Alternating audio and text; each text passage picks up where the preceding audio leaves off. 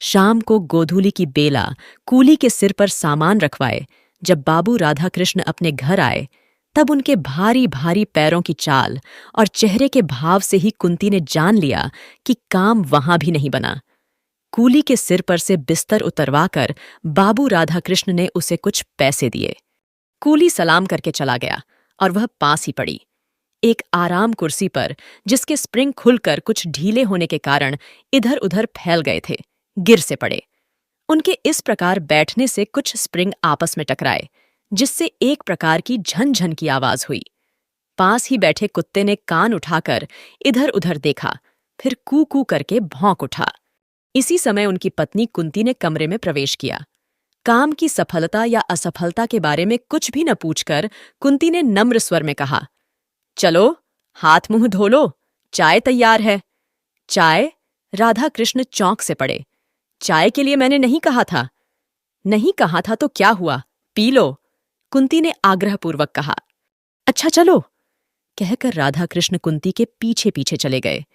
गौरी अपराधिनी की भांति माता पिता दोनों की दृष्टि से बचती हुई पिता के लिए चाय तैयार कर रही थी। उसे ऐसा लग रहा था कि पिता की सारी कठिनाइयों की जड़ वही है। न वह होती और न पिता को उसके विवाह की चिंता में इस प्रकार स्थान स्थान घूमना पड़ता। वह मुंह खोलकर किस प्रकार कह दे कि उसके विवाह के लिए इतनी अधिक परेशानी उठाने की आवश्यकता नहीं। माता पिता चाहे जिसके साथ उसकी शादी कर दें, वह सुखी रहेगी, न करें तो भी वह सुखी है। जब विवाह के लिए उसे जरा भी चिंता नहीं, तब माता पिता इतने परेशान क्यों रहते हैं, गौरी यही न समझ पाती थी। कभी कभी वह सोचती, क्या मैं माता पिता को इतनी भारी हो गई हूं? रात दिन सिवा विवाह के उन्हें और कुछ सूझता नहीं। तब आत्मग्लानि और क्षोभ से गौरी का रोम रोम व्यथित हो उठता। उसे ऐसा लगता कि धरती फटे और वह समा जाए, किंतु ऐसा कभी न हुआ। गौरी, जो पूनम के चांद की तरह बढ़ना भर जानती थी, घटने का जिसके पास कोई साधन न था, बाबू राधा कृष्ण के लिए चिंता की सामग्री हो गई थी। गौरी उनकी एकमात्र संतान थी। उसका विवाह वे योग्य वर के साथ करना चाहते थे, यही सबसे बड़ी कठिनाई थी। योग्य पात्र का मूल्य चुकाने लायक उनके पास यथेष्ट संपत्ति न थी। यही कारण था कि गौरी का यह 20वां साल चल रहा था, फिर भी वे कन्या के हाथ पीले न कर सके थे। गौरी ही उनकी अकेली संतान थी। छुटपन से ही उसका बड़ा लाड प्यार हुआ था। हमेशा उसके उचित अनुचित सारे हठ पूरे हुआ करते थे। इसी कारण गौरी का स्वभाव निर्भीक, दृढ़ निश्चयी और हठीला था। वह एक बार जिस बात को सोच समझकर कह दे, फिर उस बात से उसे कोई हटा नहीं सकता था। पिता की परेशानियों को देखते हुए अनेक बार उसके जी में आया कि यह पिता से साफ साफ पूछे कि आखिर वे उसके विवाह के लिए इतने चिंतित क्यों हैं। वह स्वयं तो विवाह को इतना आवश्यक नहीं समझती, और अगर पिता विवाह को इतना अधिक महत्व देते हैं तो फिर पात्र और कुपात्र क्या? विवाह करना है कर दें, किसी के भी साथ वह हर हालत में सुखी और संतुष्ट रहेगी। उनकी यह परेशानी, इतनी चिंता अब उससे सही नहीं जाती, किंतु संकोच और लज्जा उसकी जबान पर ताला सा डाल देते। 1000 बार निश्चय करके भी वह पिता से यह बात न कह सकी। पिता को आते देख गौरी चुपके से दूसरे कमरे में चली गई। राधा कृष्ण बाबू ने जैसे बेमन से हाथ मुंह धोया और पास ही रखी एक कुर्सी पर बैठ गए। वहीं एक मेज पर कुंती ने चाय और कुछ नमकीन पूरियां पति के सामने रख दीं। पूरियों की तरफ राधा कृष्ण ने देखा भी नहीं, चाय का प्याला उठाकर पीने लगे। ऐसी कन्या को जन्म देकर जिसके लिए वर ही न मिलता हो, कुंती स्वयं ही जैसे अपराधिन हो रही थी। कुंती ने डरते डरते पूछा, जहां गए थे, क्या वहां भी कुछ ठीक नहीं हुआ? ठीक होने को वहां धरा ही क्या है? चाय का घूंट गले से नीचे उतारते हुए बाबू राधा कृष्ण ने कहा, सब हम ही लोगों पर है। विवाह करना चाहें तो सब ठीक है, न करना चाहें तो कुछ भी ठीक नहीं है। कुंती ने उत्सुकता से पूछा, फिर क्या बात है? लड़के को देखा? हां देखा, अच्छी तरह देखा हूं, कह राधा कृष्ण फिर चाय पीने लगे। कुंती की समझ में यह पहेली न आई। उसने कहा, जरा समझाकर कहो, तुम्हारी बात तो समझ में ही नहीं आती। राधा कृष्ण ने कहा, समझाकर कहता हूं, सुनो। वह लड़का नहीं आदमी है। तुम्हारी गौरी के साथ मामूली चपरासी की तरह दिखेगा। बोलो, करोगी ब्याह? कुंती बोली। विवाह की बात तो पीछे होगी, क्या रूप रंग बहुत खराब है? फोटो में तो वैसा नहीं जान पड़ता। राधा कृष्ण ने कहा, रूप रंग नहीं, रहन सहन बहुत खराब है। उम्र भी अधिक है, 35-36 साल, साथ ही 2 बच्चे भी। उन्हीं बच्चों को संभालने के लिए तो वह विवाह करना चाहते हैं, वरना वे शायद कभी न करते। उनकी यह दूसरी शादी होगी। उनकी उमंगें, उत्साह सब कुछ ठंडा पड़ चुका है। वे अपने बच्चों के लिए एक नौकरानी चाहते हैं। मेरी लड़की की तो दूसरी शादी नहीं है। वे साफ साफ कह रहे हैं कि मैं बच्चों के लिए शादी कर रहा हूं। कुंती ने कहा, है, जिन्हें दूसरी शादी करनी होती है वे ऐसे ही कहते हैं। राधा कृष्ण बोले, अरे नहीं नहीं, यह आदमी कपटी नहीं है। उसके भीतर कुछ और बाहर कुछ नहीं हो सकता। उसका हृदय तो दर्पण की तरह साफ है। उसका खादी कुर्ता, गांधी टोपी, फटे फटे चप्पल देखकर जी हिचकता है। वह नेता बनकर व्याख्यान तो दे सकता है, पर दूल्हा बनकर आने लायक नहीं है। 30 रुपए कुल उनकी तनख्वाह है। कांग्रेस के दफ्तर में वे सेक्रेटरी हैं। 3 बार जेल जा चुके हैं, फिर कब चले जाएं कुछ पता नहीं। कुंती बोली, आदमी तो बुरा नहीं जान पड़ता। राधा कृष्ण ने कहा, बुरा आदमी तो मैं भी नहीं कहता उसे, पर वह गौरी का पति होने लायक नहीं, सच बात तो यह है। कुंती बोली, फिर तुमने क्या कह दिया? राधा कृष्ण ने कहा, क्या कह देता, उन्हें बुला आया हूं, अगले इतवार को आवेंगे। आने के लिए भी वे बड़ी मुश्किल से तैयार हुए। कहने लगे, नहीं साहब, मैं लड़की देखने न जाऊंगा। इस तरह लड़की देखकर मुझसे किसी लड़की का अपमान नहीं किया जाता। जब मैंने समझाकर कहा कि आप लड़की देखेंगे, लड़की और उसकी मां आपको देखेंगी, तब जाकर कहीं बड़ी मुश्किल से राजी हुए। गौरी दरवाजे की आड़ में खड़ी सब बातें सुन रही थी हैं। जिस व्यक्ति के प्रति उनके पिता इतने असंतुष्ट और उदासीन थे, उसके प्रति गौरी के हृदय में अनजाने ही कुछ श्रद्धा के भाव जागृत हो गए। राधा कृष्ण बाबू पान का बीड़ा उठाकर अपनी बैठक में चले गए और उसी रात फिर उन्होंने अपने कुछ मित्रों और रिश्तेदारों को गौरी के लिए योग्य वर तलाशने को कई पत्र लिखे। अगला इतवार आया। आज ही बाबू सीताराम जी गौरी को देखने या अपने आप को दिखलाने आएंगे। राधा कृष्ण जी ने यह पहले से ही कह दिया है कि किसी बाहर वाले को कुछ न मालूम पड़े कि कोई गौरी को देखने आया है, अतएव यह बात कुछ गुप्त रखी गई है। घर के भीतर आंगन में ही उनके बैठने का प्रबंध किया गया है। 3-4 कुर्सियों के बीच एक मेज है, जिस पर एक साफ धुला हुआ खादी का कपड़ा बिछा दिया गया है और एक गिलास में आंगन के ही गुलाब के कुछ फूलों को तोड़कर गुलदस्ते का स्वरूप दिया गया है। बहुत ही साधारण सा आयोजन है। सीताराम जी सरीखे व्यक्ति के लिए किसी विशेष आडंबर की आवश्यकता भी तो न थी। यथासमय बाबू सीताराम जी अपने दोनों बच्चों के साथ आए। बच्चे भी वही खादी के कुर्ते और हाफ पैंट पहने थे। न जूता, न मोजा, न किसी प्रकार का ठाट बाट, पर दोनों बड़े प्रसन्न, हंसमुख आकर घर में वे इस प्रकार खेलने लगे जैसे इस घर से चिर परिचित हों। कुंती एक तरफ बैठी थी। बच्चों के कोलाहल से परिपूर्ण घर उसे क्षण भर के लिए नंदन कानन सा जान पड़ा। उसने मन ही मन सोचा, कितने अच्छे बच्चे हैं। यदि बिना किसी प्रकार का संबंध हुए भी सीताराम इन बच्चों के संभालने का भार उसे सौंप दें तो वह खुशी खुशी ले ले।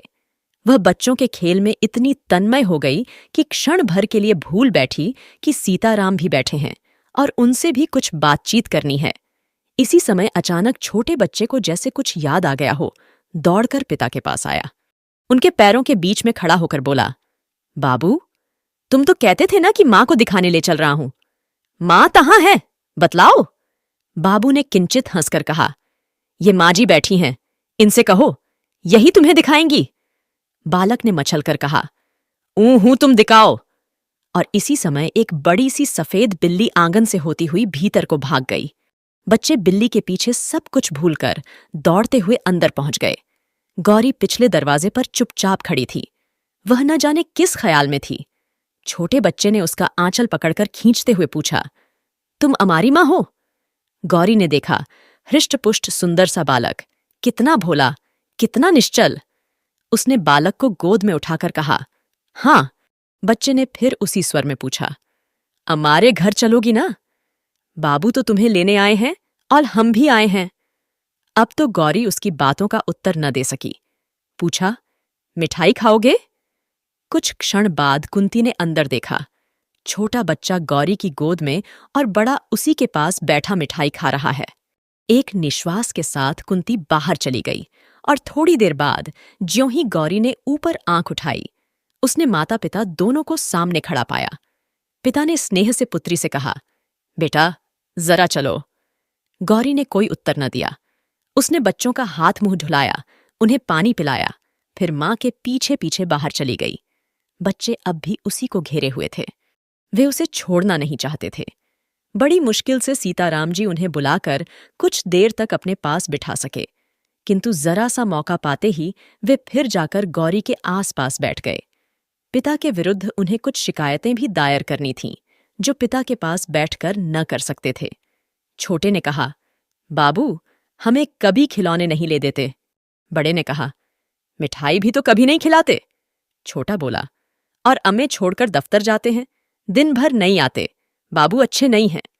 बड़ा बोला, मां तुम चलो, नहीं तो हम भी यहीं रहेंगे। बच्चों की बातों से सभी को हंसी आ रही थी। कुंती ने बच्चों से कहा, तो तुम दोनों भाई यहीं रह जाओ, बाबू को जाने दो, है ना ठीक? काफी देर हो गई। यह देखकर सीताराम जी ने कहा, समय बहुत हो चुका है, अब चलूंगा, नहीं तो शाम की ट्रेन न मिल सकेगी। फिर राधा कृष्ण की तरफ देखकर कहा, आप लोगों से मिलकर बड़ी प्रसन्नता हुई। लड़की तो आपकी साक्षात लक्ष्मी है, और यह मैं जानता था कि आपकी लड़की ऐसी ही होगी, इसीलिए देखने को आना नहीं चाहता था। फिर कुछ ठहर कर बोले, और सच बात तो यह है कि मुझे पत्नी की उतनी जरूरत नहीं जितनी इन बच्चों को जरूरत है एक मां की। मेरा क्या ठिकाना? आज बाहर हूं, कल जेल में। मेरे बाद इनकी देख रेख करने वाला कोई नहीं रहता। यही सोच समझकर विवाह करने को तैयार हो सका हूं, अन्यथा इस उम्र में विवाह? कहकर वे स्वयं हंस पड़े। राधा कृष्ण ने मन ही मन सोचा, तो मेरी लड़की इनके बच्चों की नौकरानी बनकर जाएगी। कुंती ने सोचा, कोई भी स्त्री ऐसे बच्चों का लालन पालन कर अपना जीवन सार्थक बना सकती है। गौरी ने मन ही मन इस महापुरुष के चरणों में प्रणाम किया और बच्चों की ओर ममता भरी दृष्टि से देखा, जैसे यह दृष्टि कह रही थी कि किसी विलासी युवक की पत्नी बनने से अधिक मैं इन भोले भाले बच्चों की मां बनना पसंद करूंगी। सीताराम जी को जाने के लिए प्रस्तुत देख बच्चे फिर गौरी से लिपट गए। झूठ ही सही, यदि राधाकृष्ण एक बार भी कहते कि बच्चों को छोड़ जाओ, तो सीताराम बच्चों को छोड़कर निश्चिंत होकर चले जाते। परंतु इस ओर से जब ऐसी कोई बात न हुई, तो बच्चों को सिनेमा, सर्कस और मिठाई का प्रलोभन देकर बड़ी कठिनाई से गौरी से अलग करके वे ले जा सके। जाते समय सीताराम जी को पक्का विश्वास था कि विवाह होगा, केवल तारीख निश्चित करने भर की देर है। सीताराम जी उस पत्र की प्रतीक्षा में थे जिसमें विवाह की निश्चित तारीख लिखकर आने वाली थी। देश की परिस्थिति, गवर्नमेंट का रुख और गांधी जी के वक्तव्यों को पढ़कर वे जानते थे कि निकट भविष्य में फिर सत्याग्रह संग्राम छिड़ने वाला है। न जाने किस दिन उन्हें फिर जेल का मेहमान बनना पड़े। पिछली बार जब गए थे तब उनकी बूढ़ी बुआ थीं, पर अब तो वे भी नहीं रहीं। यह कहारिन क्या बच्चों की देखभाल कर सकेंगी? बच्चों की उन्हें बड़ी चिंता थी, और बच्चे भी सदा माँ माँ की रट लगाए रहते थे। उन्होंने फिर एक पत्र बाबू राधाकृष्ण को शीघ्र ही तारीख निश्चित करने के लिए लिख भेजा। उधर राधाकृष्ण जी दूसरी ही बात तय कर रहे थे। उन्होंने सीताराम के पत्र के उत्तर में लिख भेजा कि गौरी की मां पुराने ख्याल की है, वे बिना जन्मपत्री मिलवाए विवाह नहीं करना चाहती, अतएव आप अपनी जन्मपत्री भेज दें। पत्र पढ़ने के साथ ही सीताराम को यह समझने में देर न लगी कि यह विवाह न करने का केवल बहाना मात्र है, किंतु फिर भी उन्होंने जन्मपत्री भेज दी। जन्मपत्री भेजने के कुछ ही दिन बाद उत्तर भी आ गया कि जन्मपत्री नहीं मिलती, इसलिए विवाह न हो सकेगा, क्षमा कीजिएगा। बाबू राधाकृष्ण को गौरी के लिए दूसरा वर मिल गया था, जो उनकी समझ में गौरी के बहुत योग्य था। धनवान ये भी अधिक न थे, पर अभी अभी नायब तहसीलदार के पद पर नियुक्त हुए थे। आगे और भी उन्नति की आशा थी। BA पास थे। देखने में अधिक सुंदर न थे, बदशक्ल भी कहे जा सकते थे, पर पुरुषों की भी कहीं सुंदरता देखी जाती है। उम्र कुछ अधिक न थी, यही 24-25 साल। लेने देने का झगड़ा यहां भी न था। पहली शादी थी, और माँ बाप, भाई बहन से भरा पूरा परिवार था। राधा कृष्ण जी इससे अधिक और चाहते ही क्या थे। ईश्वर को उन्होंने कोटि कोटि धन्यवाद दिए, जिसकी कृपा से ऐसा अच्छा वर उन्हें गौरी के लिए मिल गया। विवाह आगामी आषाढ़ में होना निश्चित दुआ। दोनों तरफ से विवाह की तैयारी हो रही थी। राधा कृष्ण जी की यही तो एक लड़की थी। वे बड़ी तन्मयता के साथ गहने कपड़ों का चुनाव करते थे। सोचते थे, देर से शादी हुई तो क्या हुआ, वर भी तो कितना अच्छा ढूंढ निकाला है। कुंती भी बहुत खुश थी। उसकी आंखों में यह दृश्य झूलने लगता था कि उसका दामाद छोटा साहब हो गया है। बेटी दामाद छोटे छोटे बच्चों के साथ उससे मिलने आए हैं। किंतु बच्चों की बात सोचते ही उसे सीताराम जी के दोनों बच्चे तुरंत याद आ जाते, और याद आ जाती उनकी बात। बच्चों की देखरेख करने वाला कोई नहीं है। फिर वह सोचती, ऊह, दुनिया में और भी तो लड़कियां हैं, कर लें शादी, क्या मेरी गौरी ही है। इस प्रकार पति पत्नी दोनों ही प्रसन्न थे। पर गौरी से कौन पूछता कि उसके हृदय में कैसी हलचल मची रहती है। रह रहकर उसे उन बच्चों का भोला भाला मुंह और मीठी मीठी बातें याद आ जातीं। साथ ही याद आ जाते विनयी, नम्र और सादगी की प्रतिमा सीताराम जी। उनकी याद आते ही श्रद्धा से गौरी का माथा अपने आप ही झुक जाता। देशभक्त त्यागी वीरों के लिए उसके हृदय में बड़ा सम्मान था। सीताराम जी ने भी तो देश के लिए अपने जीवन का उत्सर्ग कर दिया है। नहीं तो BA पास करने के बाद क्या प्रयत्न करने पर उन्हें नायब तहसीलदार की नौकरी न मिल जाती? मिलती क्यों नहीं?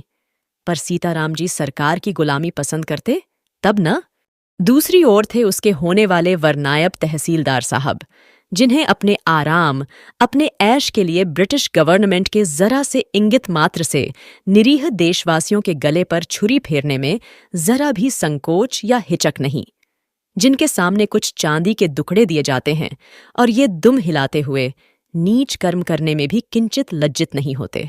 घृणा से गौरी का जी भर जाता, किंतु उसके इन मनोभावों को जानने वाला यहाँ कोई भी न था। वह रात दिन एक प्रकार की अव्यक्त पीड़ा से विकल सी रहती। बहुत चाहती थी कि अपनी माँ से कह दे कि वह नायब तहसीलदार से शादी न करेगी, किंतु लज्जा उसे कुछ भी न कहने देती। ज्यों-ज्यों विवाह की तिथि नजदीक आती, गौरी की चिंता बढ़ती ही जाती थी।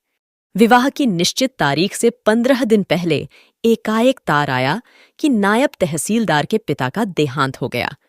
इस मृत्यु के कारण विवाह साल भर को टल गया।